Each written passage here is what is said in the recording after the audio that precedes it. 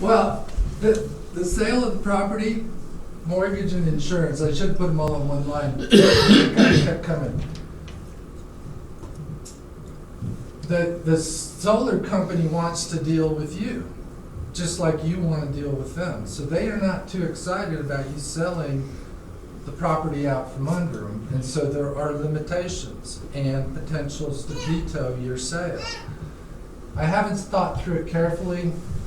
My gut tells me that they can't veto the sale like a mortgage company can, but what they can do is not release you as the first owner, and you would remain liable, and your seller, or excuse me, your purchaser would then, if they wanted to continue, they would pay for it, but you'd be protected only because they're paying.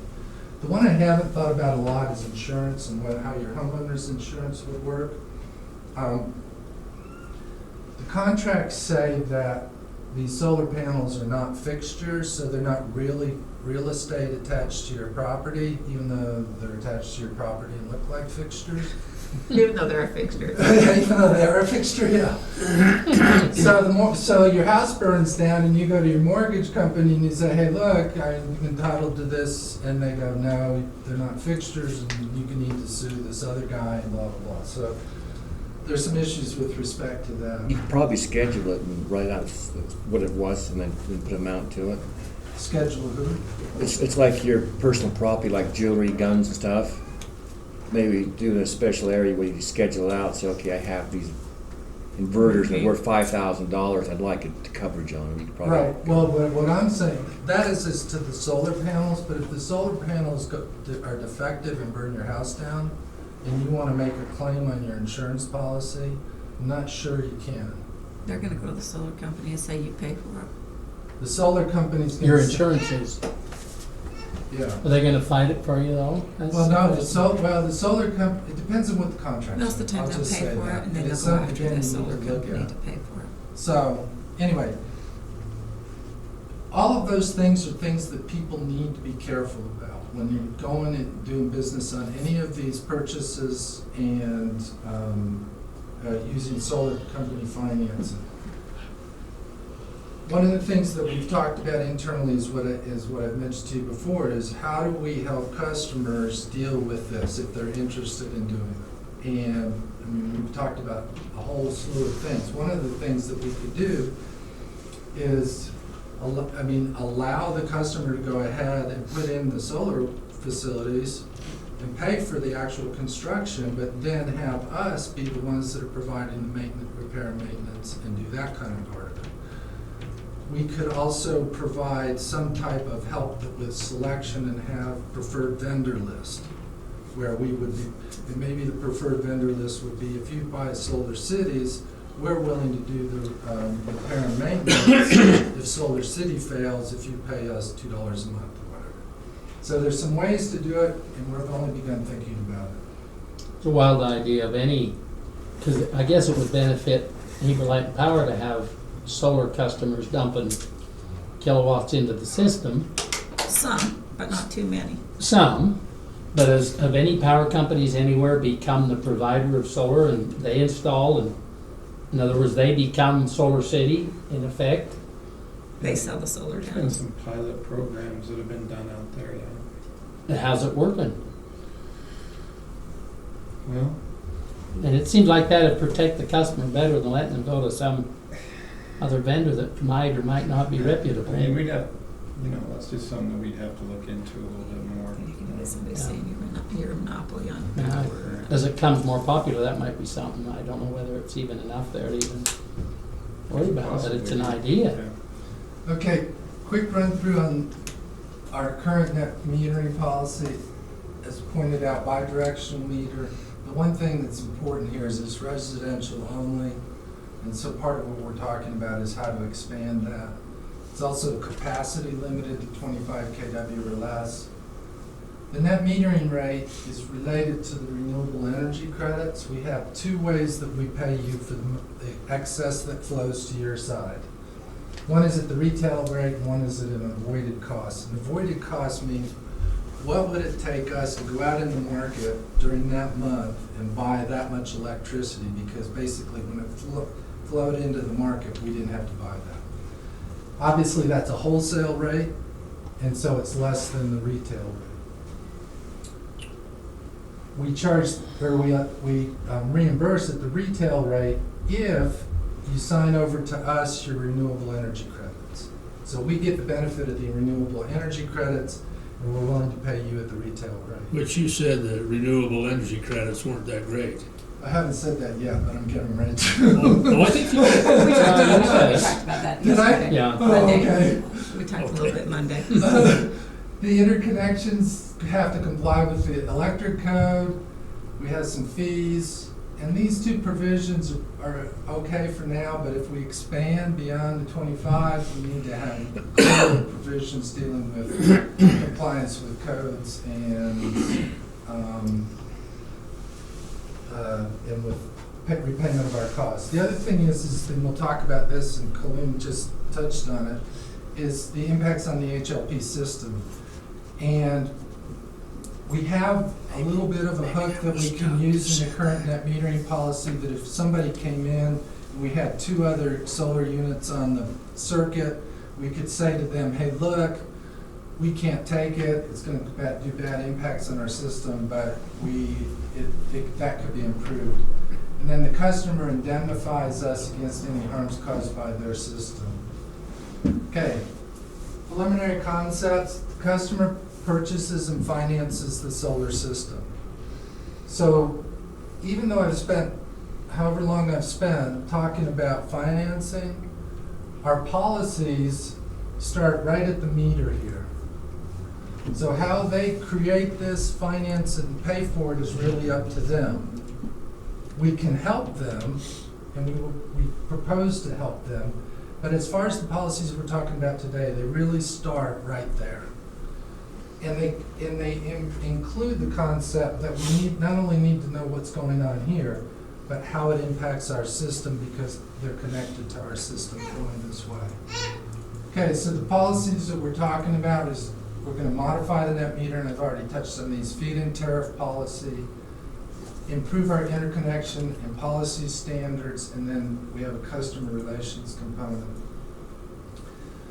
Okay, what we're proposing with respect to the net metering policy is we would expand it to include small general service customers, so it's not just residential. We'd eliminate the sale of RECs because they're more pain than. So small general service to be like if Days Market, for example, decided to put it on the roof of their building. If I No, decided it'd be to, Colleen. Colleen's Hair Studio decided to put it on mine, I'm Yeah, a small general Other than service your customer. house. No, my shop's separate from my house. Yeah, that's still, it'd be other than your house. And it has a separate meter. If they don't generate 25 kW in demand, then they fall into this. Anything under 25K. Anything over 25 kW Would be, would be kicked over to general services. okay. Okay, the next thing we have to do is analyze the net metering rate. The rate, first of all, we have to look at the rate paid for excess energy delivered to the system. We're gonna eliminate the RECs as a sale item. The customer can keep the RECs. So we need to look at this price that we're paying, and whether, and what the proper number should be. We need to take into account the value that solar brings to our system, and reduce demand, and reduce blah, blah, blah. There's all kinds of good things that it does in addition to the pressures it puts on our system. The second thing we need to look at is a demand charge to cover the cost of backup capacity. In other words, when you're on a solar unit, you reduce your overall purchase of energy from us, but we have to be prepared to provide your full load. And so there's a demand charge that we're considering to make sure that we have been properly, the other customers, frankly, have been properly compensated for backup capacity. All of a sudden the sun goes out. Right, and Well, you gotta- it's like your water system or anything else. You have to design it for peak day demand. Yeah. Right. Whatever that peak day is, it has to meet that at Cloudy any day, you time. gotta be ready. Whether or to not go. we're using it, you have to be able to meet that. exactly. Mhm. Well, probably, the net metering policy, as I said, doesn't have very strong connections, and we'll probably improve that by having one. we're suggesting as to the feed-in tariff policy is that it be a pilot program. And that's a wishy-washy way of saying, saying I almost out of electricity. I need a solar unit. That it's a pilot program because we don't really know where we're going with this, and so we need to be able to pull the plug and assess. It'll apply to medium and large general service customers. We have a detailed application and design process that we're going to implement. Has an interconnection agreement, and this concept here is particularly important on system upgrades. The current thinking is that if a customer came in and said, look, I want to put this much capacity on your circuit, and we say, I'm sorry, there's not enough We room, can't take it. we would allow for them to actually pay to upgrade our system to assume to take the solar. Okay, power purchase agreement, the issues are tricky as well. It's long-term and a fixed price. And one of the things, There's a plug right there. That side. one No, over. one On of the other the, side of the screen. one of the things that, I'm almost done. I don't care if Jason runs out. Okay, on the safety first. On, Oh, she's gonna it's get it. just, yeah, wait, where's Harold? It's just the attorney, right? On the power purchase agreement, one of the things that we can incentivize people to put in solar, which could be beneficial to the company Yes, for the reasons we've already talked about, is to give them a long-term contract with a fixed or formula price so that they can go out and use that contract to obtain their financing. Okay, if there's anything I need to know. And the rest is Jason's. Okay, not that I don't appreciate this, but I gotta go, so. Thanks. Sorry, I have to go be the mayor now. Yeah. Yeah. Just to let you know where we're at in all of this. We do have an engineering study underway. ICP is doing an engineering study. And what they're doing is they're just going out, they're studying each one of our circuits, and they're seeing what kind of saturation limit can be put, what kind of solar saturation or distributed generation, what's the limit on each circuit. So that that generation isn't affecting our system in any way, shape, or form. And then they're also determining what the value is. So if we reach a certain saturation limit on circuit Jailhouse 502, and what's the value of that for the company?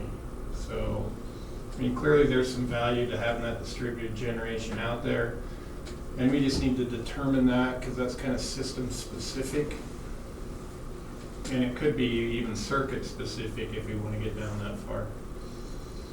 We're going to need to obtain board approval to modify the net metering policy. You guys are going to have to approve a feed-in tariff policy and all the related documents associated with it. And then also the interconnection policy and standards.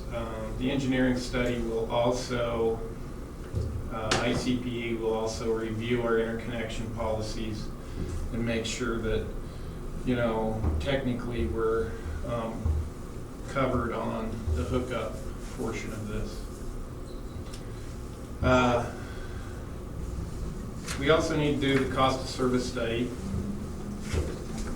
Clearly, these customers, we need to make sure that they're, one, being billed properly and that there's not any subsidization going on under our current net metering policy. So the cost of service study will take into account, one, the value of the distributed generation on our service and the value that it has out there for the non-distributed generation customer, and also the need, whether or not we need to implement some type of a demand on the net metering customer for when that solar does come offline, and we've got to be there to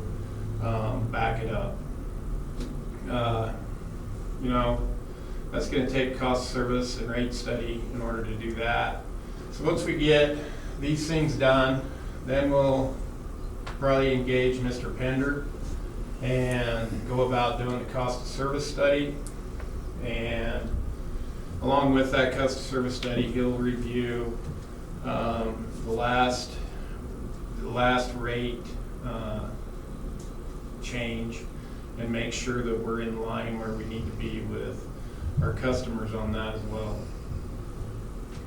And then this is one of the biggest growing customer bases we have. I would say in 2000, and Emily might have to help me out here, but 2012 we probably had 12 of these customers, net metering customers, and then we got like 25 the next year. Now we're up to 80.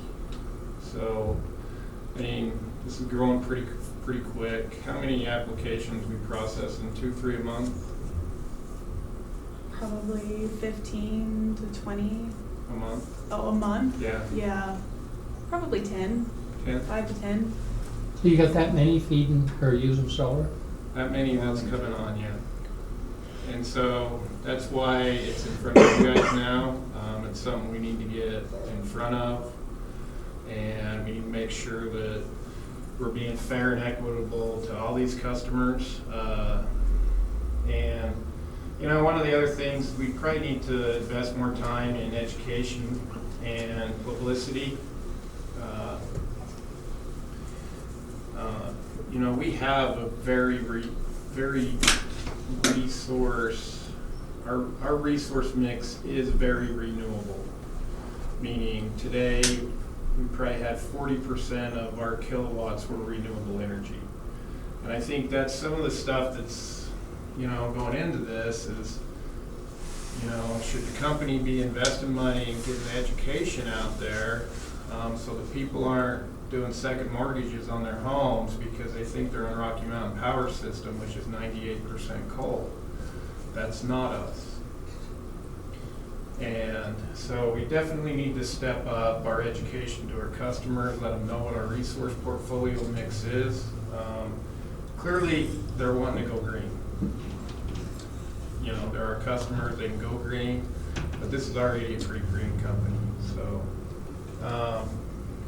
And then I think we need to make sure that we're using our expertise to support them and making sure that they're, you know, making this decision with all the facts, including the utilities facts. One of the things that we've noticed with these solar companies is they're very good at separating the customer from us, meaning we're not talking to the customer, we're talking to a solar company when they go about doing this. And so, you know, why is that? You know, why aren't we working together, and why are they trying to remove us from that equation? It's something that we need to ask, right? And then I think we also need to determine our customers' interest in renewable energy at a large scale.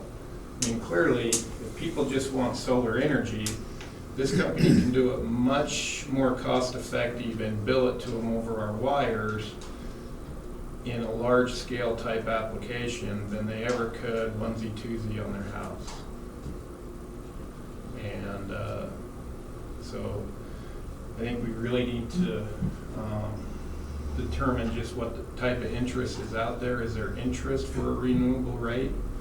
You know, do we have enough interest out there of people that, you know, just want to buy renewables and they're willing to pay the cost of a pure renewable rate? So. Do you think it would ever go to the point, you've got Solar City, that he would like power to be something like a Solar City where we'd provide the panels, install them, put them all on and put them on the house? That's what I asked about, whether. I mean, I think that's something that we clearly have to look into doing. I mean, you know, our business is to sell kilowatts. That is our core business. I mean, and these people are going to another provider to buy their kilowatts. And Want so- us to cover them when theirs doesn't provide it. And then they want us to cover it when they're, yeah. When And their so- system doesn't work because it's cloudy. And so, I mean, we need to be in tune with what our customers want And I think we need to look at all of that, for sure. If you're looking at repair and maintenance, some of the, like Solar City stuff, I mean, you're doing everything but getting the money from selling the product, really. Yeah. Yeah, I mean, you gotta run the whole gamut. I mean, you know, some of these companies are coming in.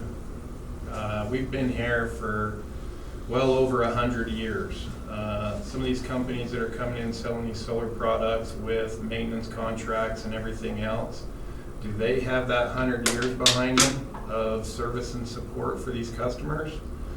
No. Could they be gone by 2022, and we've got customers out there with these electrical systems with nobody to repair and service them? Yes, that is a clear possibility.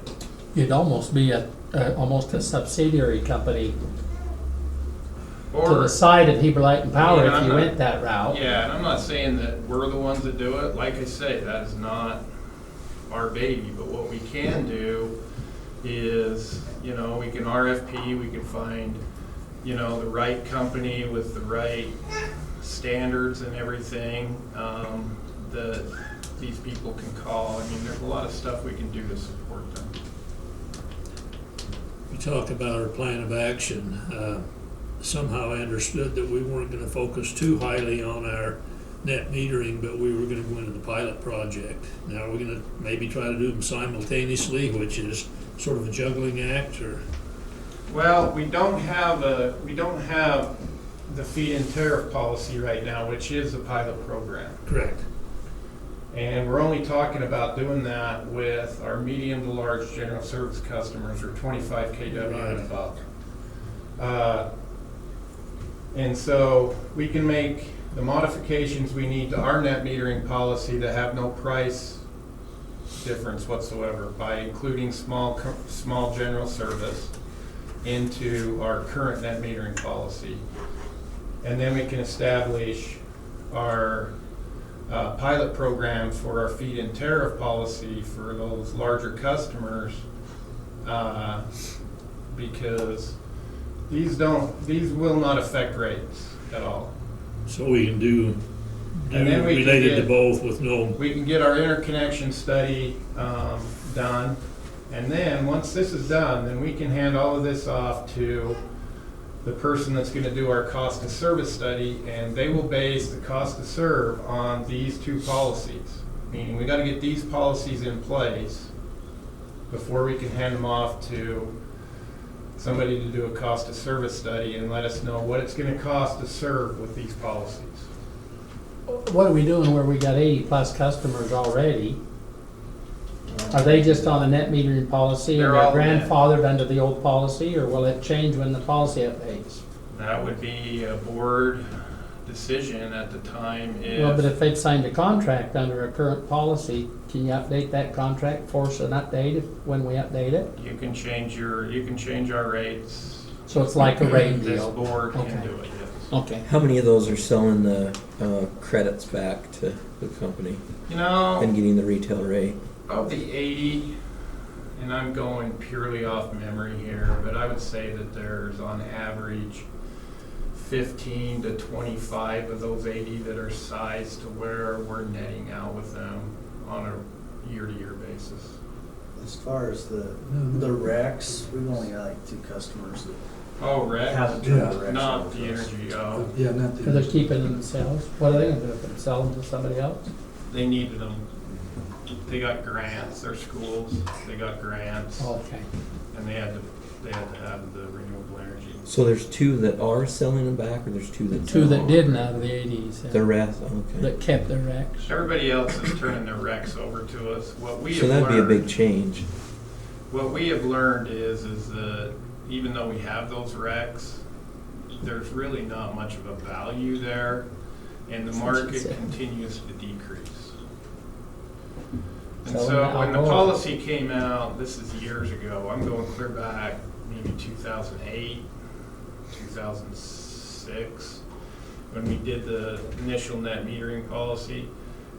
There was grandiose dreams within the industry that these RECs were gonna be worth $25 a megawatt hour, and, you know, I think we've got offers for our Jordan L Rex, which are, I mean, that thing sits up there and spins all the time for, what, 35 cents a Mhm. wreck? Yep. So a long way from $25. It's so annoying to have to sell them, let me just say. Sell them to Al Gore, he'll buy them. Now, we do sell them. But yeah, you know, value's just probably not there. Solar wrecks are a little bit higher, but not that much. And we're just not generating enough wrecks to really warrant, you know, the time it takes to actually go out there and market them and everything else. I mean, it's very iffy if we even have that with the Jordan L wrecks, so. In looking at this issue too, that Colorado has renewable energy goals, not only for their investor-owned utility, but for their public power. And so in those situations, there's a value to the company to be able to say to whoever they have to report to in Colorado that they've got this, and they get the advantages of that. But we just don't have those kinds of requirements. I mean, what we've seen is we've seen a whole lot of renewables come on. A lot of wind's been built, a lot of solar's been built. You've seen governments be more open to hydro being a rec. So you've got states like Colorado that can now turn all of their federal hydropower out of their federal dam systems into meeting these rec requirements. And Utah has never done a renewable energy standard. You know, it's all voluntary, there's no penalties, and so the feds haven't come out with one yet either, so it's just made it so that those recs really are devalued. Any other questions? Any questions on the documents that we did pass out? And anybody that wants to talk more one-on-one about this, please get with either myself, Joe, or Emily, and we'd be happy to spend some more time on it.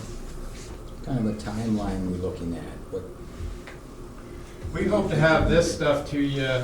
We hope to have this stuff to you by the March board meeting.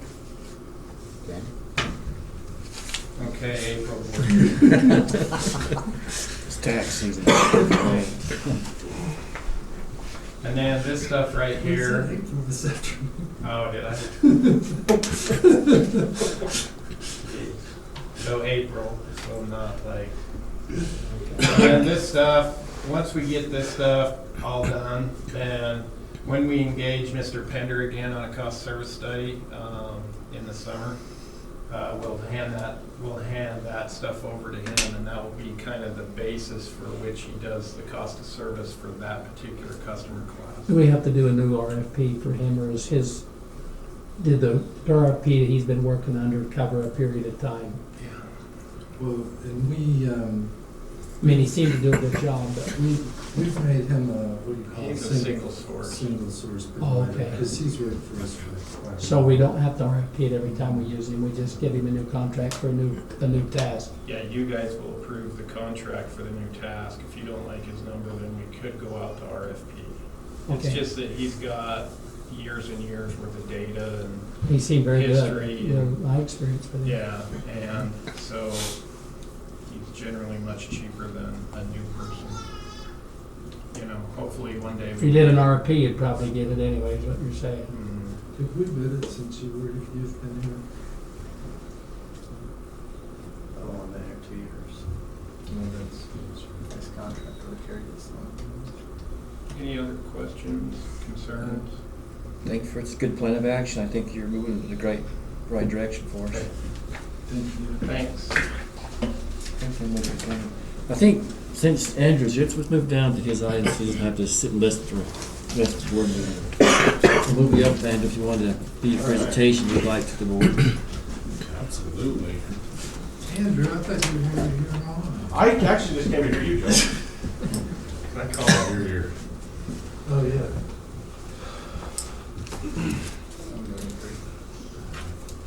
Yeah, sure.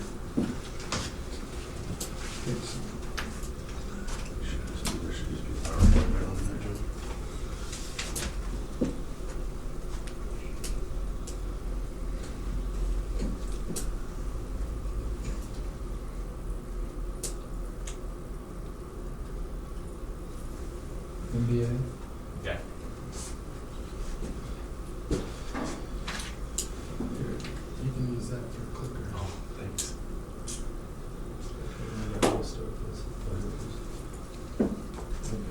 All right. Thanks for having me. For those of you who don't know me, I'm Andrew Dietrichson. I've been with Heber Light and Power for just shy of, I think I'm 2 or 3 months away from 10 years with the power company. My current position is I am the lead dispatcher and I am the inventory controller. That means I have 4 people that run a 24-hour operation for me, which involves me keeping them happy, making sure their schedule's working, and make sure that their data is correct, that they are doing when they're purchasing the power and dispatching crews. In the warehouse, I take care of purchase orders, inventory, audit. I work closely with Bart and Harold in making sure the warehouse is functioning the way that it needs to and to policy. And I've been educated while I've been here at the power company. I have various certifications through the power company. I'm a journeyman's power systems operator, have a bachelor's degree in business. And I would like to take advantage of more education here at the power company. I am requesting for educational assistance for an MBA. What does an MBA do for an employee, particularly me? Just like it says here, new project management skills, explore group dynamics and new group dynamics and leadership techniques. And I can definitely deepen my knowledge of the accounting, finance, marketing, and the legal issues in the market, and particularly here at Heber Light and Power. But that's all great. What does it do for me now? What does it do for me currently, right now in my position at Heber Light and Power? Helps me with the group dynamics of that group that I help manage, particularly the dispatchers. Making sure that we're getting the best out of them at all times.